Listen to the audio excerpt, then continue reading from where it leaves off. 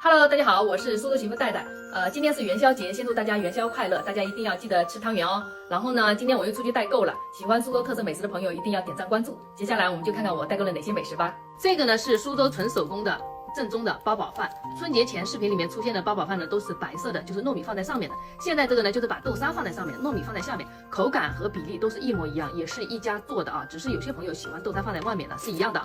那么每年我们八宝饭的话是在12月中下旬的时候开始售卖，那么一般是做到年后的最多1个月左右就差不多了啊。那么喜欢吃苏州正宗特色美食的朋友一定要记得点赞关注啊。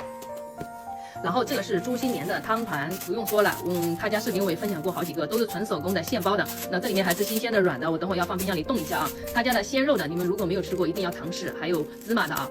然后这一边全部都是卤菜，这个也不用多说了，这个卤菜我已经代购好几年了，我推荐的卤菜呢都是口碑在苏州就是数一数二的，没得说的啊。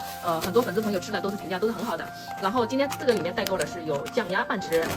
然后这个是有小票的啊，这个是熏鱼，那这一袋的话也就是1斤左右嘛。然后这里面带的是卤味鸡爪，然后还有这个是这个是焖肉，然后这个里面代购的也是熏鱼，然后酱鸭，啊这里面有酱鸭半只啊，然后还有这个素鸡，他家的素鸡也很好吃的，很推荐的素鸡啊，素鸡。